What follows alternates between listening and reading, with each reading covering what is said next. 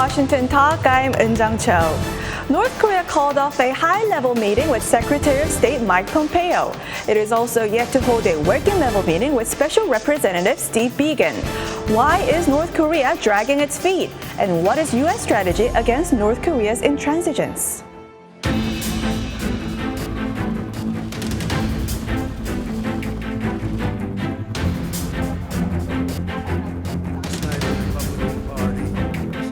I think it's going fine. We're in no rush. We're in no hurry. The sanctions are on, but they have to be responsive too. It's a two-way street.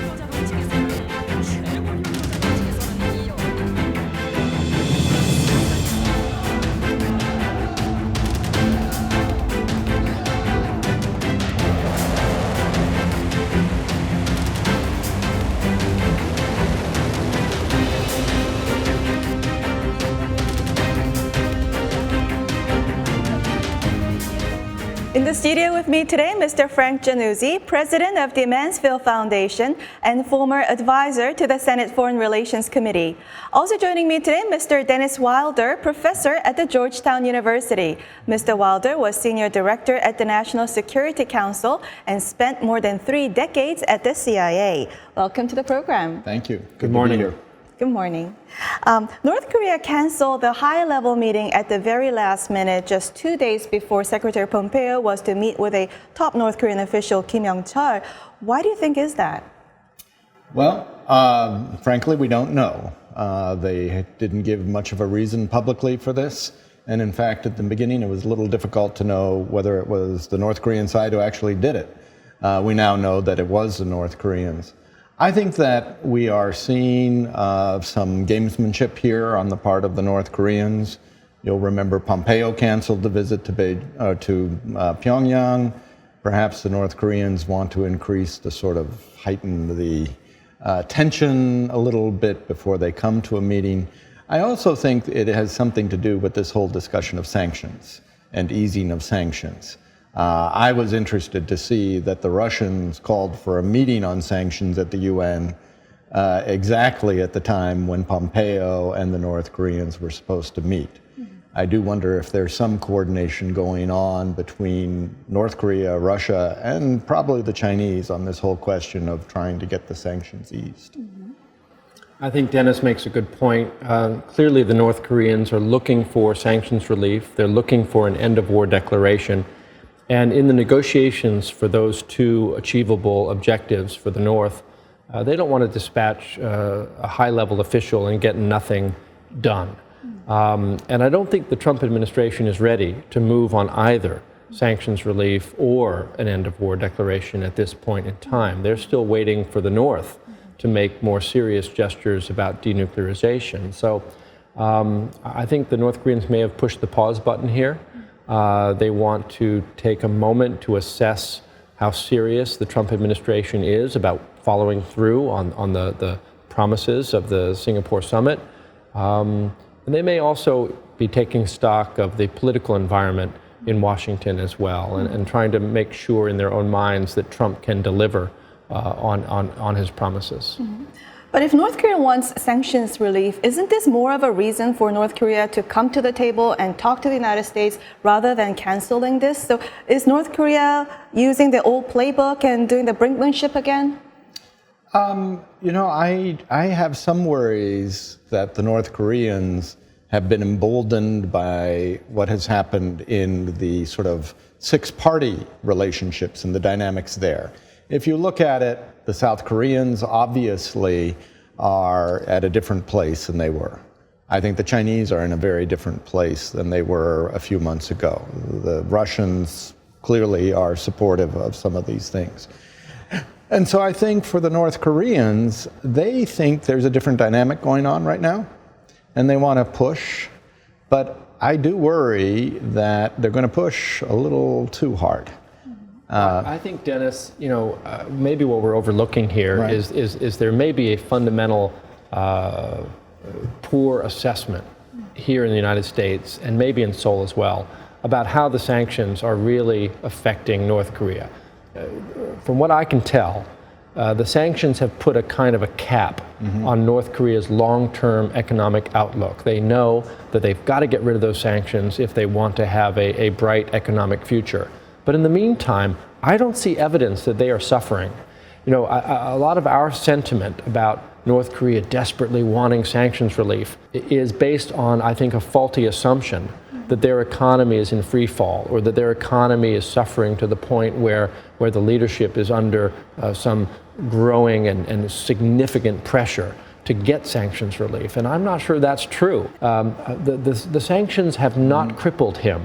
We know that they're cheating on the sanctions, and we also know that ever since the summitry, enforcement of the sanctions by China and others has frankly slackened a bit, giving North Korea maybe a little more breathing room. If I can build on that for just a moment, one of the things that impressed me at the end of last year was China's decision to cut off refined petroleum to North Korea.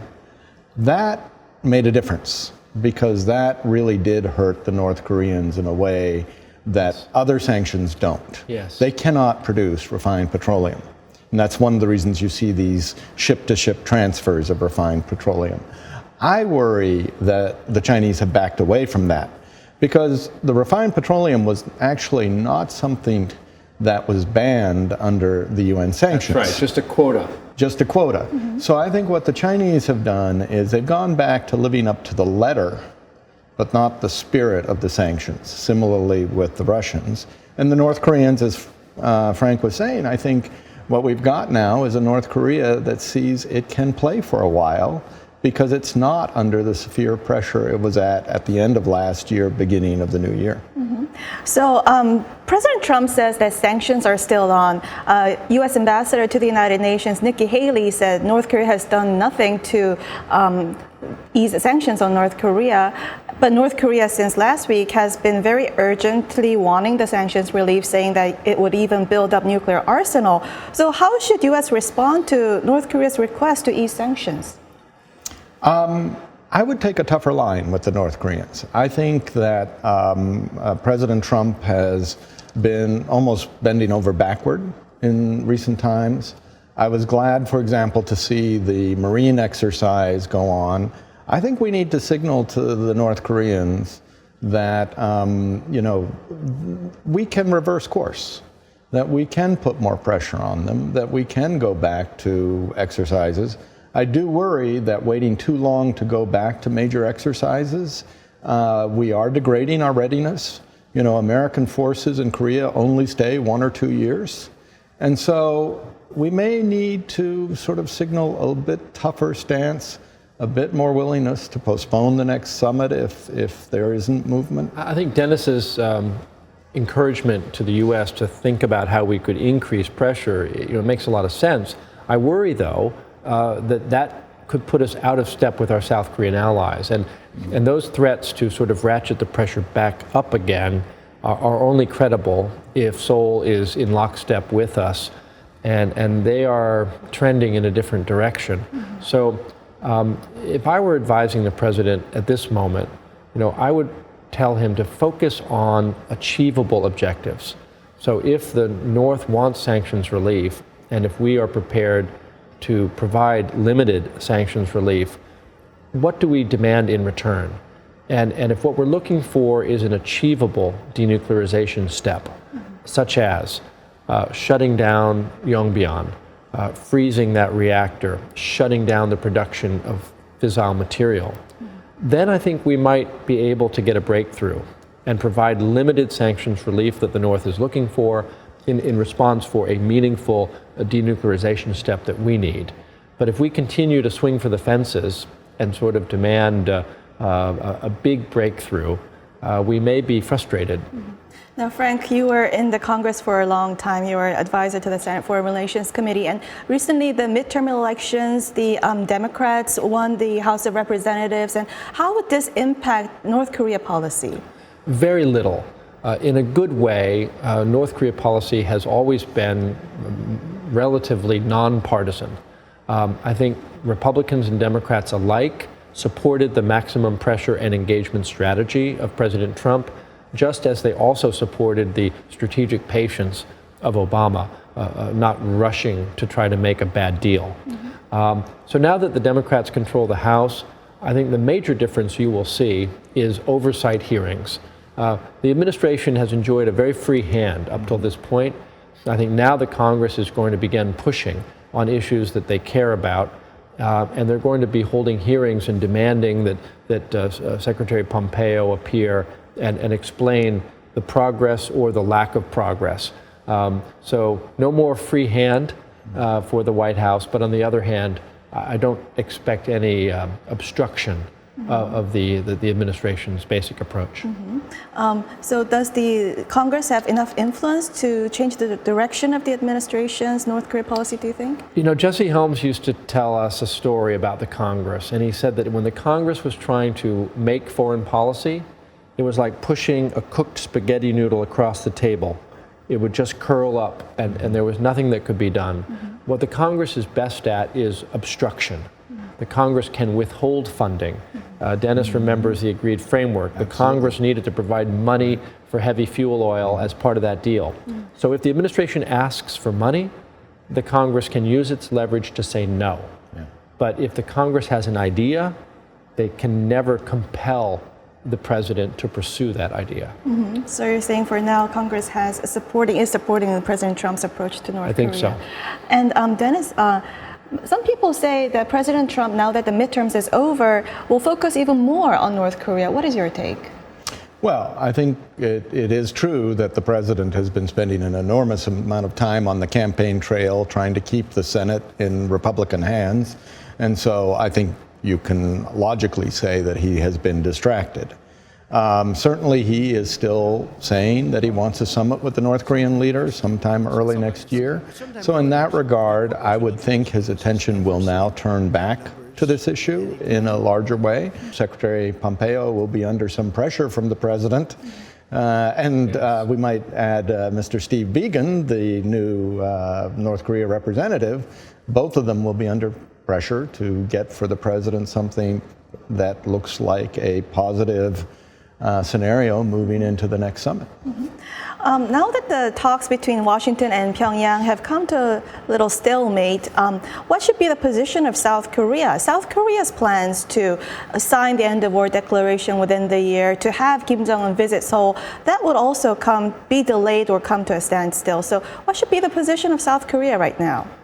Well, you know, the U.S. and South Korea are like to say that they're joined by a rubber band, and they cannot get too far apart for this process to work. So now could be an opportunity for Moon Jae-in to go ahead and stretch that band a little bit and see if through the visit of Kim Jong-un to the South, he can re-energize the denuclearization process. But I think that rubber band is already stretched pretty tight in terms of how far the South can go with the North before Washington begins to worry that they've gone too far and that they are essentially relaxing the pressure on the North to denuclearize. So I hope that President Moon will host Kim Jong-un, that he will pay attention to the optics of that meeting. That meeting will almost certainly precede the second Trump-Kim summit. And it's an opportunity for Moon Jae-in to shift a little bit from focusing on North-South to focusing on security and focusing on denuclearization and really pushing the North to do more to satisfy the U.S. concerns. And Dennis, this week there was a meeting between Washington and Beijing, diplomatic strategic dialogue. How would this results impact the U.S.-North Korea talks? I think it's a very important part of the talks that are being held this week. Toward the end of last year, the Chinese really seemed to see the North Koreans as a strategic liability. There's been some drift on the Chinese side. Because the North Koreans shut down the nuclear facility that was of most concern to the Chinese, that nuclear test facility, which is only 50 miles from the Chinese border, Chinese got something big that they wanted, an end to the nuclear testing. They also got an end to the missile testing. And so now it's more stable on the peninsula. So from the Chinese point of view, maybe this is a pretty good situation right now, and why would you push the North Koreans any further right now? The North Koreans aren't going to fire those missiles at them. So I think what the administration has to do in these meetings with the Chinese side is to kind of warn them against that kind of thinking. One of the things, the administration pullout of the INF is a very interesting move for Asia, not just for Europe, because it is an indication that they could be thinking about reintroducing tactical nuclear weapons on submarines in East Asia, and maybe even land-based tactical nuclear weapons. The Chinese need to look at this, because if they don't support us on the North Korean question, they could begin to see a different nuclear posture by the United States. Well, we'll end our conversation here and watch video for our next topic.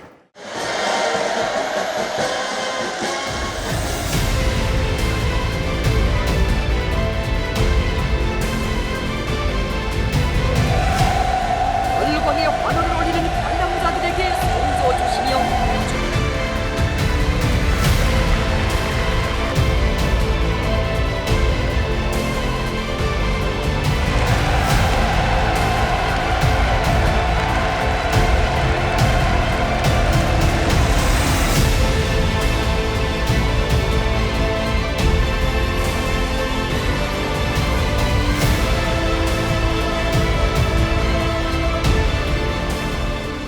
Cuban President Miguel Diaz-Canel met with North Korean leader Kim Jong-un in Pyongyang. The two leaders reaffirmed special friendship and agreed to expand and strengthen their strategic relations.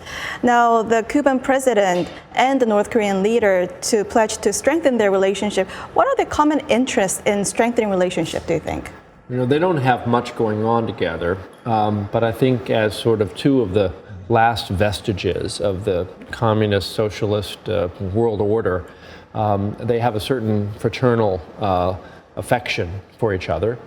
They have traditionally had close political relations. Kim Jong-un has met with more Cuban officials than almost any other foreign officials.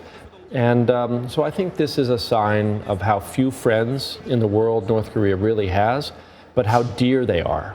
And so even for a nation like North Korea, even a little bit of economic investment and trade, even a little bit of political support and legitimacy goes a long way.